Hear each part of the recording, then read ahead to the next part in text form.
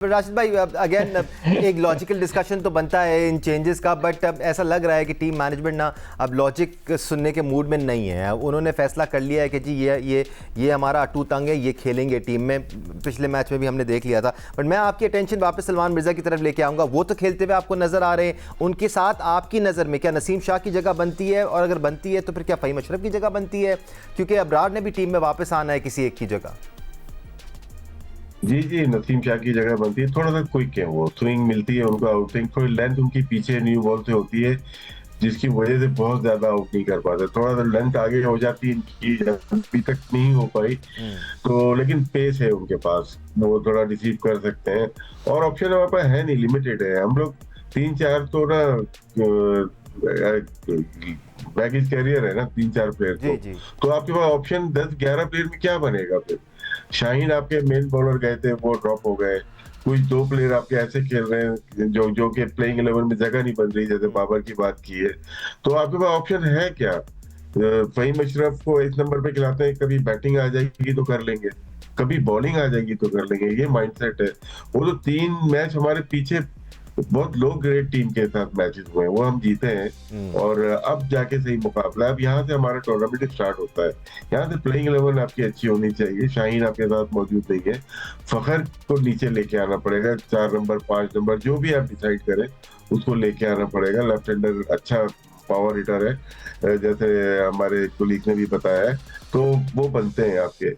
और फ़हीम अशरफ 9 नंबर पे कतई नहीं बनते। अगर खिलाना है तो प्रॉपर उनको बॉलिंग दी जाए, कम से कम पावर प्ले में 2 ओवर, अदरवाइज उनकी जगह नहीं बनती। नसीम शाह को ही से ही जाना चाहिए। भाई इसमें थोड़ा मैं ऐड करूं। बिल्कुल कीजिए, बिल्कुल कीजिए। हम फखर की बात तो कर रहे हैं।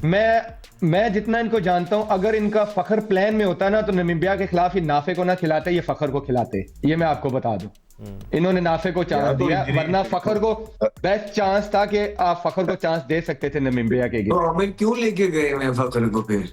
या तो इंजरी है उसको, ये या तो वो इंजरी तो 3 साल से उसके नी में दर्द है ना राशिद भाई, कोई आज से तो नहीं है ना उसके नी में इंजरी आई। तो आपको भी तो पता है सारी चीजों का। नी इंजरी के बावजूद शाहीन को खिला रहे हैं, टूर्नामेंट है, रिटायरमेंट देने लगा, ये कहता नहीं है वो। तो बस अब टाइम आ गया ना, उसको भी टाइम देके देखने, ताकि हमें पता लग जाए कौम को भी कि क्या करना है आगे। सिकू भाई, आपका ओपिनियन रह गया है बॉलिंग?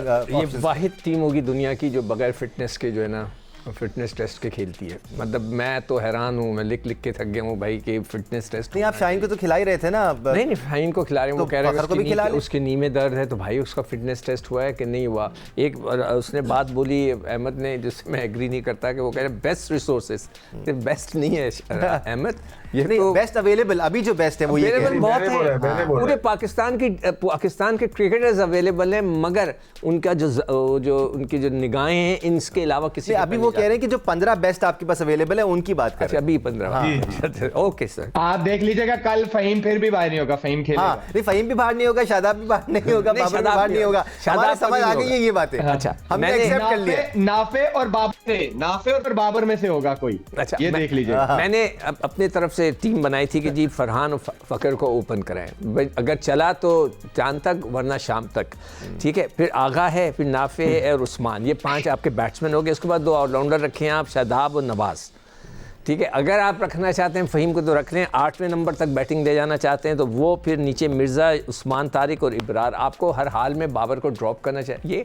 जब आपको उसको कहीं बैटिंग के लिए नहीं भेज रहे, वो इस काबिल नहीं। आपने एक ही पेसर को शामिल किया है अभी भी तक, एक ही। मगर मैं खुद चाह रहा हूँ कि 2 पेसर हो, मगर वो एक ऐसा एक पेसर है हमारे टीम के अंदर जो खेलता नहीं है। सिक्कू भाई, शादाब को जबरदस्ती डाल रहे हैं ना, शादाब की जगह एक पेसर भाई उसको खिला के आपने परफॉर्मेंस दिलवा दी ना, तो अब वो जबरदस्ती थी ना, वो नहीं होती है, ये सबको पता है। हमने बताया क्या करें, कैसे लोगों ने परफॉर्मेंस करवाई है। सिक्कू भाई, सलमान मिर्जा भी तो परफॉर्मेंस करके बाहर हुए थे ना। बिल्कुल ऐसा ही, बिल्कुल सही कह रहे हो। 3 विकेटें ली थी, उसके बाद उसको ड्रॉप कर दिया। कई लोग हुए इस तरह, मगर वो है ना, देखें हमने आज से महीना पहले से हम सब बात कर रहे थे कि शादाब आए, चाहे कुछ हो जाए वो आएगा, चाहे कुछ हो जाए। ये हमने 1 महीना पहले अहमद ने भी कहा, मैंने भी कहा, राशिद ने भी कहा, सब ने कहा।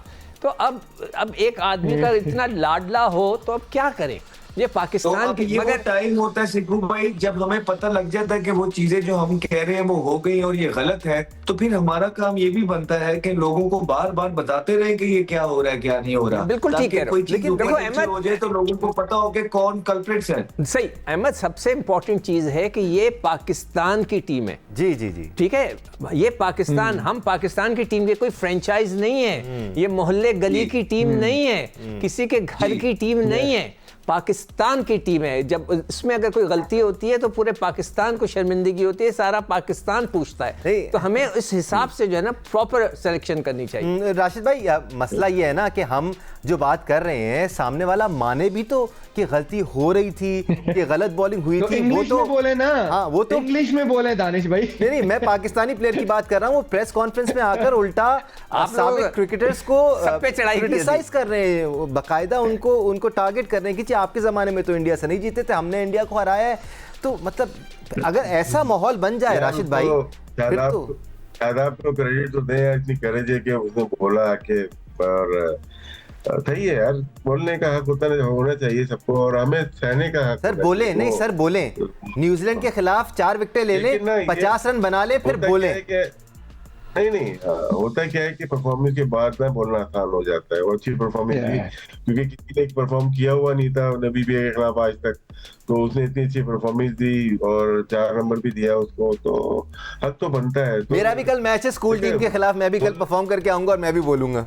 नहीं, देखिए राशिद भाई, जब आप टूर पे होते हैं ना, एज अ प्लेयर क्रिटिसिज्म होता है। ऑन टूर आपका कोई काम नहीं है कि आप इस तरह की आके स्टेटमेंट्स दें। एज अ प्लेयर हम पे क्रिटिसिज्म होता है, मैं भी खेल रहा होता है, लेकिन ऑन टूर आपका सिर्फ फोकस ये होता है कि मेरा जो आंसर है वो परफॉर्मेंस है। परफॉर्मेंस नहीं कर रहा तो फिर चुप रहे, परफॉर्मेंस कर रहे हैं तो वो आपका जवाब है। राशिद भाई, ऊपर से बात इतनी सी है कि एक तो आप चोर गेट से आए हो, एक तो आपकी कोई परफॉर्मेंस नहीं हो ना, आप डोमेस्टिक खेले हो, उसके बाद आपको चारों तरफ से परफॉर्मेंस की आपकी जो ना आपको सपोर्ट मिल रही हो, आप यूं आओ, उसके बाद इंजर्ड होके फिर बाहर हो जाओ, कोई रीहैब ना किया हो, ना आपका सेंट्रल कॉन्ट्रैक्ट लिया हो। हसन अली इंजर्ड हुआ, हसन अली से सेंट्रल कॉन्ट्रैक्ट ले लिया, शादाब से आपने सेंट्रल कॉन्ट्रैक्ट भी नहीं लिया, तो ये क्या है? अगर आप ये बोल रहे हैं कि ये फेवर नहीं है तो सर ऐसी बात नहीं है। और फिर इस तरह की परफॉर्मेंसेस पे आके यूं करके आईब्रोज ऊपर करके जो बात करना, ये अच्छी नहीं लगती है। आप 90s की टीम की जो बात कर रहे हैं ना, उनकी परफॉर्मेंसेस देखें, मुझे उनके कैरेक्टर से मसले हैं, लेकिन वो प्लेयर इन टीमों से बहुत बड़े थे। वो वर्ल्ड कप के अंदर ठीक है एक आधा मैच हारते रहे, लेकिन उसके आगे पीछे जितनी क्रिकेट खेलते थे वो पास भी नहीं फड़कने देते थे भारत को।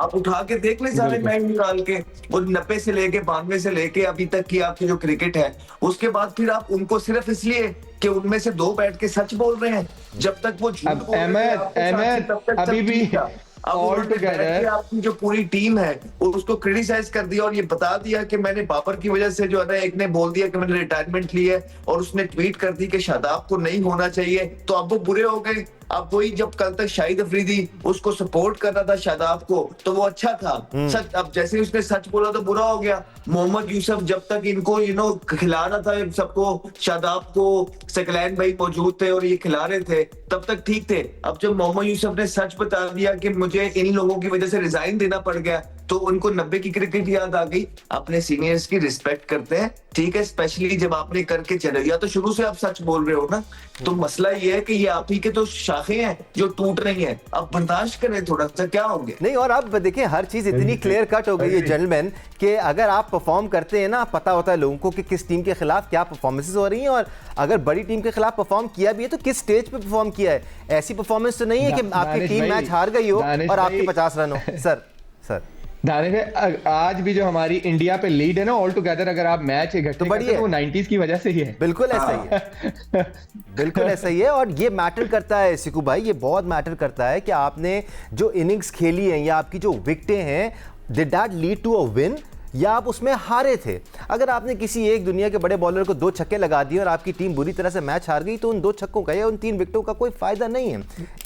मैं हमेशा कहता हूँ इम्पैक्ट परफॉर्मेंस होनी चाहिए, उसका एक असर होना चाहिए। जैसे जावेद ने छक्का मारा था, आज तक लोग उसको याद करते हैं। बिल्कुल ऐसे ही। There is have to be something like that. अब अगर आप नबीबिया, अब बाबर ने नेपाल के खिलाफ 100 किए थे, भाई उसको उस वक्त भी मैं रो रहा था कि भाई आप क्यों खेले, किसी नए बच्चे को खिला देते। नेपाल नहीं, उन मैचेस में तो खेलना बनता है इनका। बस यही तो चक्कर होता है ना हमारे यहाँ। तो हमारे यहाँ जो हमारी जिस टीम का जो हाल हुआ है वो इस वजह से हुआ है कि हमारे किसी एक बहुत बड़े महान क्रिकेटर ने बाबर को कप्तान बनाया था। उसी वक्त मैंने कह दिया था कि ये अगर कप्तान अच्छा नहीं साबित होगा और ये मुझे गलत साबित करे, उसने कभी किसी को बनने नहीं दिया सिवाय अपने, और उनके साथ एक रिजवान था। बाकी जितने बैट्समैन आए किसी को मौका नहीं दिया, कोई नहीं बना। अब भी यही आलम है। अब हम न्यूजीलैंड की तरफ देख रहे हैं कि न्यूजीलैंड के जो कोच हैं वो क्या करते हैं। राशिद भाई बैटिंग का जिक्र कर रहे हैं, सिकू भाई डिस्मल स्टैट्स हैं हमारे बैट्समैन के। Let's have the stats for the batsman on board. सिर्फ साजिदा फरहान है जिन्होंने 220 रन बनाए राशिद भाई, उसके अलावा जो सूरत हाल है किसी के 100 से ऊपर रन नहीं है। राशिद भाई ऐसे कैसे आप कॉन्फिडेंस का इजहार कर सकते हैं अपनी बैटिंग लाइनअप पर? कैसे हम ये सोच लें कि हम चैलेंज कर लेंगे न्यूजीलैंड को? It needs to be a surprise. Time Ayub की तो एवरेज तो देखें। मैच में हमारी सिर्फ बॉलिंग, स्पिन बॉलिंग बहुत ही जबरदस्त है, पूरे टूर्नामेंट में बहुत अच्छी होगी। लेकिन बैटिंग में अगर देखते हैं साहबजादा फरहान टॉप कर रहे हैं, 240 रन है उनकी आईसीसी इवेंट में। इसके अलावा कोई भी बैट्समैन ऐसा नहीं है जिस पे आप रिलाय कर सके। छोटी टीम के खिलाफ परफॉर्मेंस जरूर है, जहाँ प्रेशर पड़ता है, सिचुएशन ऐसी आती है, वहां पे हाथ पांव फूल जाते हैं। हम वो देखने वाला हमारे भी फुला देते हैं ये लोग। तो अगर हम बात कर रहे हैं शाहिन अय्यूब की, अपनी बॉलिंग की वजह से वो खेल रहे हैं इस वक्त। उसके बाद सलमान अली आगा 3 मैचेस में अच्छा खेले, लेकिन इन वर्ल्ड कप में वो फॉर्म दोबारा उनकी वो चली गई। मार देते हैं क्रॉस, जितने भी हैं क्रॉस मारते हैं, प्रॉपर शॉट नहीं मारते।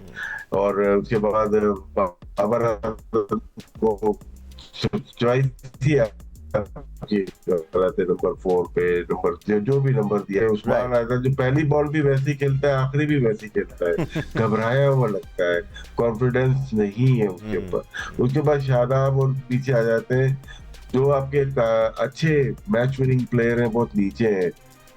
नवाज अच्छी बैटिंग कर लेता है और वही मशरफ अच्छी बैटिंग कर लेता है, वो बहुत नीचे हैं। उनको अगर मौके ऐसे कभी मिले होते जिस तरह शादाब को दिए गए, वो बेटर परफॉर्मेंस होते हैं। एक दफा शायद इंडिया के खिलाफ एशिया कप में मोहम्मद नवाज ऊपर गया था, 50 रन किए थे, वो जीत गया था। हमारी बैटिंग काफी वीक है, लेकिन हमें उम्मीद अपनी स्पिन बॉलिंग से।